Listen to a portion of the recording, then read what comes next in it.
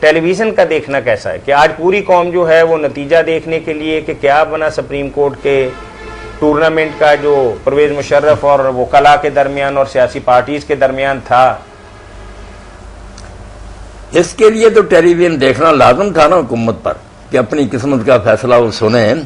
لیکن یہاں تو فرما رہے ہیں کہ حکومت نے فیصلہ لکھ کے بھجوایا. چلو وہ تو ان کی مرضی، یا جنہوں نے فیصلہ کیا. ہم مطلب تو یہ کہ لوگوں کو اپنے معاملات سے لا تعلق نہیں آنا چاہیے. یہ کسی امت کی موت ہے کہ وہ سوچے ہی نہ کہ کیا ہو رہا ہمارے ساتھ. اس لیے سوچنا، غور کرنا، اخبارات پڑھنے، تبصرے سننے، یہ فرض عین ہے ہر بندے کا. وہ انسان ہی نہیں جو یہ چیزیں نہیں پڑھتا. دیکھو کہ ملک کے ساتھ کیا ہو رہا، میرے ساتھ کیا ہو رہا، قوم کے ساتھ. یہ بالکل سوچیں اور فیصلہ کریں، اس پرڑے میں وزن ڈالیں جو حق والا ہے. یہ دینی ذمہ داری ہے، یہ کوئی مذاق نہیں ہے کہ اخبار یا رسالے پڑھنا یہ لازم ہے. جو لوگ صرف تلاوتیں کرتے رہتے ہیں نا، دیکھتے ہی نہیں کہ ملک غرق ہو رہا ہے، یہ امت جو ہے اس پر قیامت آئی ہوئی ہے، یہود نصارہ غالب آتے جا رہے ہیں.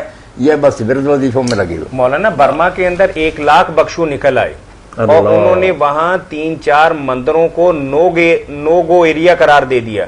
تو ہمارے مساجد کے اندر اور ہمارے علماء جو ہمارے بخشو کہہ لیجئے عرف عام کے اندر، تو ان کا اس حوالے سے کیا کردار ہے مولانا؟